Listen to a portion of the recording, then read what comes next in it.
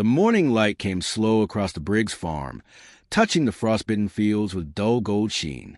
Eleanor Briggs sat by the kitchen window, nursing a chipped mug of coffee, watching the mist roll low over the soil her father once called the family's backbone. At 58, she still woke before sunrise, out of habit more than purpose. The silence suited her. The house creaked like an old friend, and the wind through the barn slats hummed the same tune her late husband used to whistle while fixing fences. Her days were measured by small routines: feeding the chickens, patching the roof, sorting through old letters she couldn't throw away. The world beyond her land had moved on long ago. The town had grown shinier, louder, less forgiving. People waved from their cars, but never stopped anymore. To them, she was a widow on the hill, polite, quiet, perhaps a little strange. That morning, something different glinted at the edge of her field. She frowned, shielding her eyes. 3 men in neon vests stood by the fence, driving stakes into the soil, hammering them down like they were nailing shut a coffin. The sound broke the stillness. Thud, pause, thud. Each strike echoed down her spine. Eleanor stepped outside, coat half buttoned, her boots sinking into the damp earth. "Can I help you?" she called. One of the men looked up briefly, then back down at his clipboard. Another muttered something about county orders. "Orders for what?" she asked again, but no one answered. The orange stakes gleamed in a crooked line across her land, her father's land, cutting through it like a scar. The men packed up quickly, leaving behind their marks of intrusion and silence. Eleanor stood there long after they left, wind tugging at her sleeves, eyes fixed on that row of bright, foreign color in her field. By dusk, the fog had settled heavy.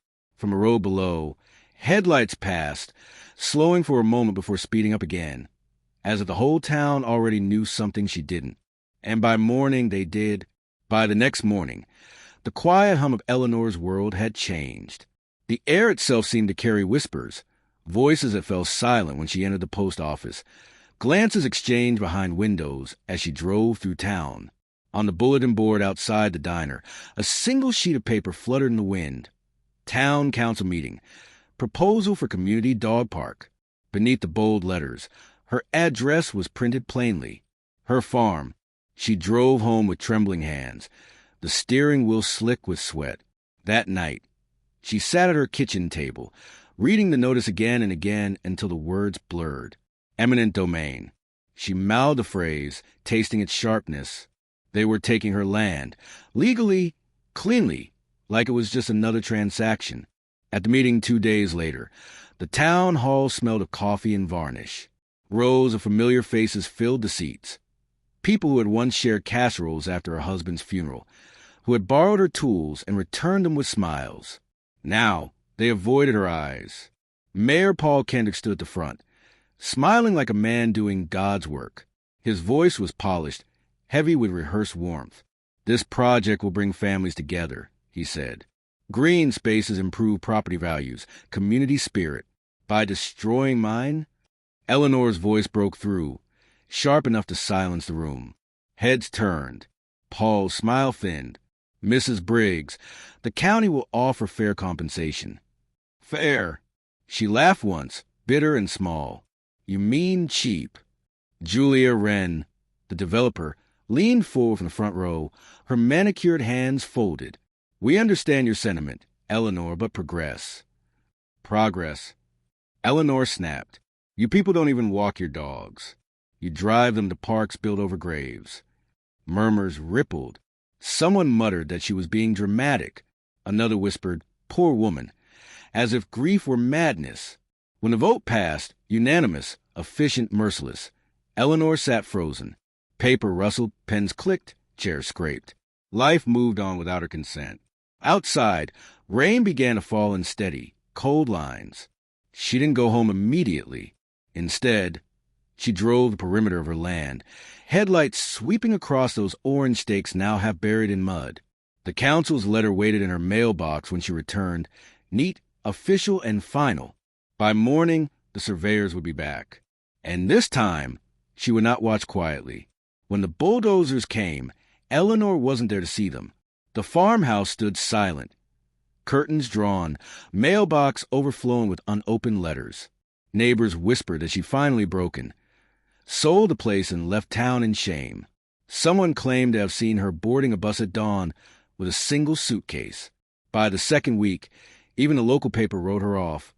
Widow Briggs accepts counsel offer, but Eleanor hadn't gone anywhere.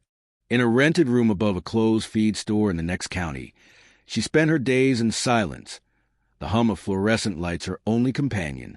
Her husband had once taught her how to navigate deeds and titles.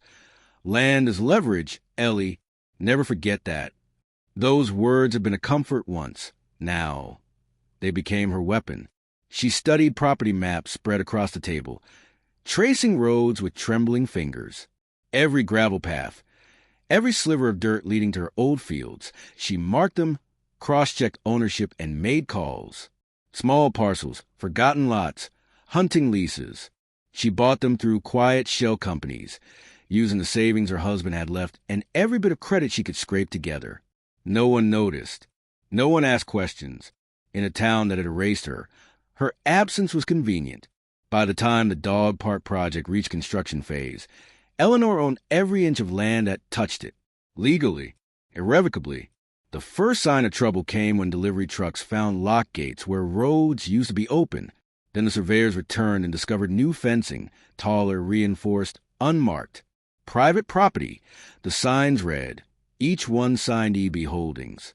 At night, she drove out and parked by the far fence line, headlights off, watching the men in hard hats argue in confusion. It wasn't joy she felt, not quite. It was something colder, quieter. They'd taken her home for a park. Now she owned every way in or out. And as the town began to panic, Eleanor finally smiled, not out of triumph, but out of unfinished purpose, because she wasn't done yet.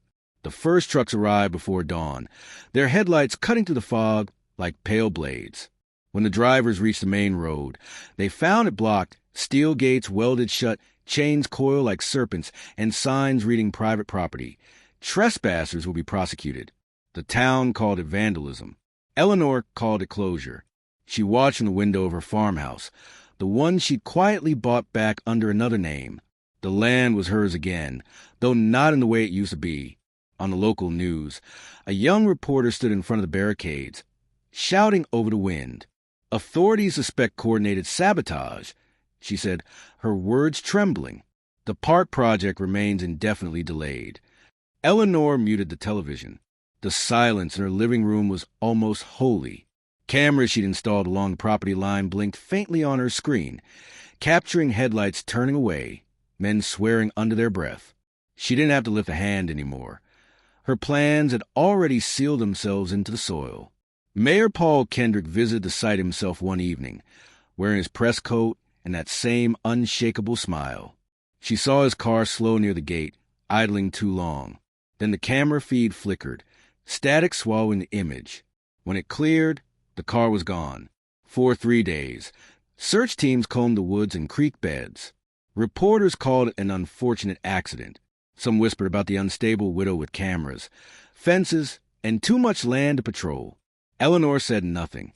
She baked bread, fed the chickens, and left her porch light on through the night. When the sheriff came by to ask a few routine questions, she smiled politely, offered him tea, and listened to him describe the discovery. A vehicle overturned in the irrigation ditch, the body found downstream, face unrecognizable. When he left, she stood at her window again, staring out at the mist that never seemed to lift anymore. Somewhere beyond it, a gate creaked softly in the wind.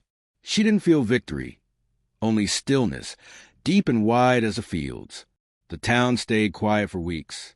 Then, one morning, a new notice appeared on her mailbox. Proposal for community memorial garden. This time, she didn't tear it down. She just smiled, slow, unreadable, and went to sharpen the lock on her gate.